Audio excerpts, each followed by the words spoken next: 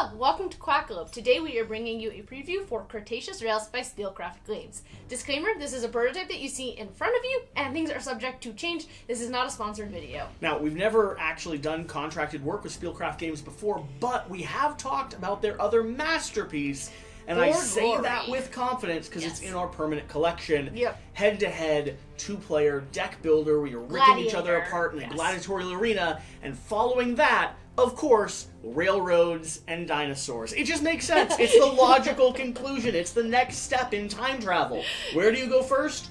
Old Rome. Where do you go next? Well, a tourist park here in a Cretaceous land. Cretaceous? Cretaceous. Cretaceous. Although most of them are carnivorous, so keep that in mind. This is a Quackalope video. How do we start all Quackalope videos? We normally start Quackalope videos with just a touch of flavor text. Time travel has existed for years, and every paradox has been debunked, except for the one where traveling back to the Cretaceous era and changing things will have massive repercussions throughout history. In order to escape horribly damaging timelines, those who can afford to take luxury vacations back to the undamaged Cretaceous jungle to see their favorite dinosaurs on train safaris, and relax at dinosaur resorts, take control of one such resort rail company, and vie to be the most successful Cretaceous-era rail and resort company ever. In Cretaceous Rails. The object of the game is you are building the best railway passage through the jungle to observe the dinosaurs and the volcanoes and score the most points. Now, it might seem initially, based off the name and what you just described, that this is going to be a route-building game where you're trying to build this network to allow you to connect to different areas, and there's a hard puzzle with where your trains are going.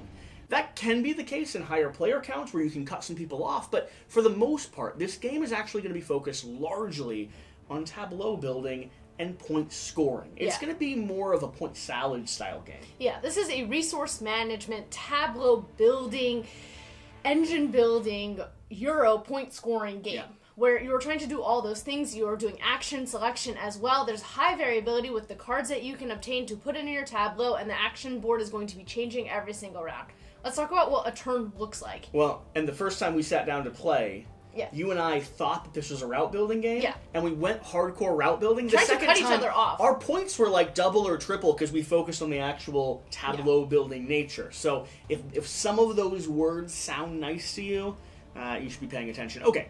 How a turn actually operates. On your turn, you get 4 different executives, and these are what they look like. You are going to have this card, these tiles in a 4x4 sequence that gets rearranged every round. There's 4 rounds in a game, and on your turn, you're going to place out your executive, and you're going to be taking the actions on the border of the 2 tiles you've placed. So you're only going to get a total of 16 actions over the course of the game. Now, every action consists of 2 tiles, which is kind of 2 actions, so maybe you can double 32? That to 32. It sounds tight, but as you build out your tableau, these will start modifying these actions. So the core actions you have here, what you're deciding to select. A railroad car is going to allow you to extend your rail by 2 unless you have modifiers.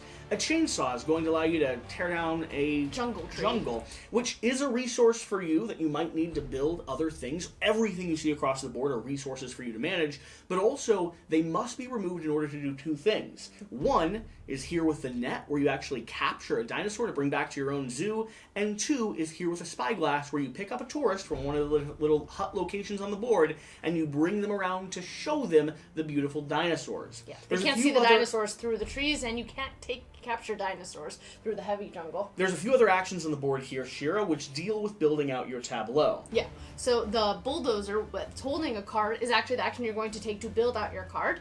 The cards you obtain from the 2 card locations that have 2 cards. Now, if you look up here, you'll see the cards that are available to purchase. Every single card is going to have different areas on it. The top area, where you see a dinosaur, tree, or person. Bring this board to the fancy tight shot. The magic of videography. Wide angle studio. Back. Here we go. So at the top, you see the resources required to pay for the card once you are trying to build it into your tableau. So this one requires a red dinosaur and a tree.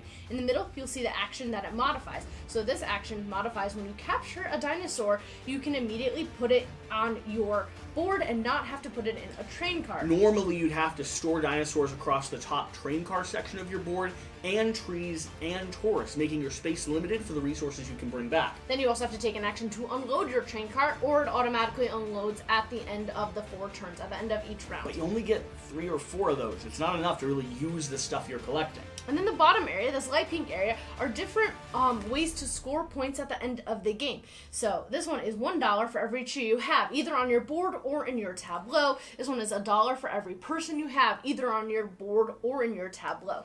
And you'll see why that's important, because dinosaurs only score when they're in your tableau and not when they're only half points when they're on your board. Now, like I said earlier, the main objective of this game has to deal with, well, kind of a point salad type of scoring. You do everything the best you can, like in most Euro games, and then as you do everything the best you can, everything will score for you, so you want to convert them to the most points possible. So the bulldozer action allows you to build cards. You're going to be getting cards from the take card actions, and then you're going to be building them in your tableau. Your resort has 3 different levels of where you can build.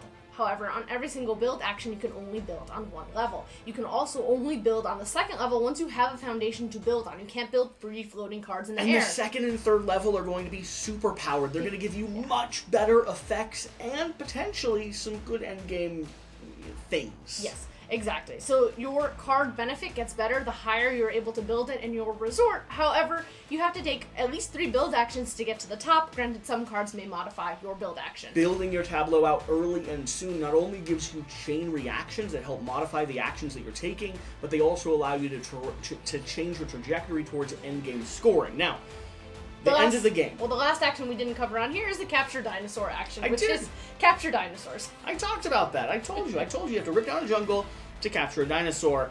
The end of the game, score. Yep. You're going through your turn, you're taking an action, you're placing down a little shit, you're taking 2 different actions across the board, collecting resources, building out a train, gathering those in your train car, pulling them onto your board, and converting them into a tableau where you've built out this amazing park. And when push comes to shove, it all is coming down to how you score points. So you might wonder, what are dinosaurs actually worth in this game? You're going to have 4 different stars on your player board. And as you take tourists throughout the jungle and show them the different dinosaurs that their color wants to see and the volcanoes that they want to see, you're going to be increasing the value of those colored dinosaurs. You're going to have to pay trees to cross the bold lines. Look, Mom, a snuffleupagus. And the higher you get those colors, the more value they are worth. So on this board over here, red dinosaurs that are built on a card are going to be worth 29 points each. Green are going to be worth 23 points each, and so on and so forth. But if they're on your board or still in your train card that clears at the very end of the game, you're going to end up scoring half points for them. Still good, but nowhere near the maximum value. Your bulk points are going to be coming from those dinosaurs that you have built into your tableau. And so if you look at the end game scoring cards, the dinosaurs are the bulk points, and then you look at the bottom of those tableau cards for the extra little bonus points. You'll get bonus points for the rails that you have built. You'll get bonus points for actually how many train cards you have managed to put on your train. You'll get bonus points for the trees, for the people, and for how many huts and volcanoes you are connected to on the board. Now, there's a few things on the board that will modify the way that you're actually collecting and scoring across the game. Some of those are the volcanoes and the huts. Like you said, at endgame, the huts are going to score for you. There are also locations where you can pick up more people, but the volcanoes mid-game are going to increase the amount of awe that other players have, or other visitors, guests, tourists have as they're journeying along your train ride. So you might show them 2 or 3 green dinosaurs moving their star up by 2, and then connect to 2 or 3 or 1 or 2 volcanoes moving their star up an equivalent amount. Yes, the green tourists want to see green dinosaurs, the red tourists want to see red dinosaurs, and so on and so forth, but all tourists want to see all of the volcanoes. Everyone wants to see a volcano. Yeah, and as you notice throughout the game, your board is going to get increasingly more sparse, so you are going to have less opportunities to increase and show your tourists what they want to see. So that's a good transition to talk about what is interesting about this. because that's kind of how a turn is structured. Taking an action, moving across the board, building out a tableau.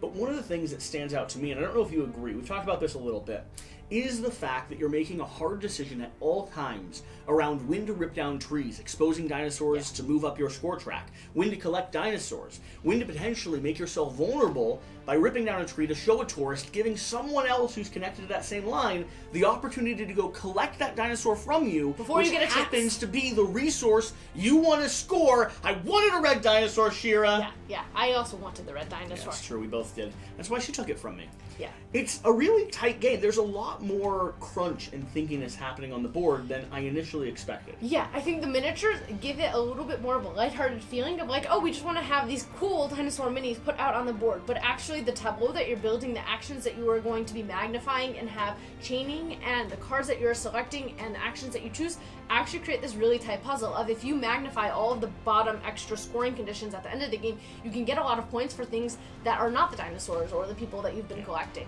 The see tourist action is actually really interesting and complex. As you take your tourists all throughout the rails and what you are connected to, it gets more and more limited. And like you said, that balance of like when to take, if I have a plan to show 3 green tourists, all the green dinosaurs, I don't want to necessarily capture all those green dinosaurs yet, but other people might foil my plans and take those green dinosaurs. I think there's really, for me, 3 things to keep in mind if I'm deciding to back this as a fan. First and foremost is going to be the nature of the game.